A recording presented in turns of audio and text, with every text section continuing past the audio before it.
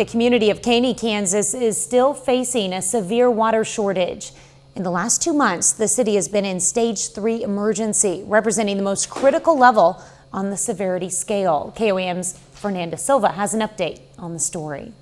It was no secret to Blake Vargas, superintendent of Caney's schools, that the academic year would start like it did, with a water shortage and little rain. We haven't received the rainfall that we had hoped. It seems like most of the time it's right on the edge. While it affects students, Vargas says that they are already used to it. First time this came out, there was definitely some tough transition, but since we've been through it, we know what we need to do, and what we've realized is that it takes all of us doing our part. With residents still being restricted to using water only for essential activities, the school athletes and facilities are also dealing with the shortage. Our main field, we still do water just from a safety standpoint to make sure that we're having a surface that doesn't increase the likelihood of like a concussion.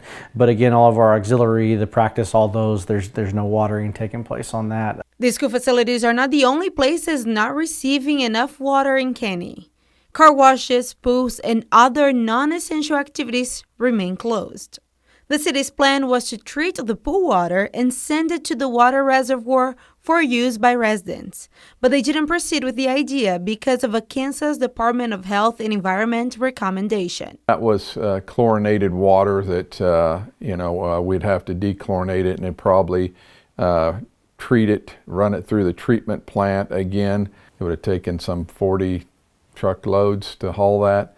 So, that's only a half a day's use for the city of Caney. Now the city is counting on the nature's helping hands to have enough water until the next rain comes. It's kind of your enemy, log jams and beaver dams, and they have actually been an ally to our water situation in letting the water flow slowly so it doesn't rush the dam and just shoot over the top of the dam.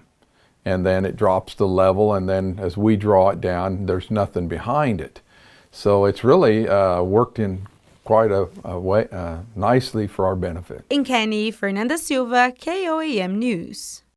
Well, Kelly also says because of the recent rain, they did not need to release water from Timber Hill as planned before.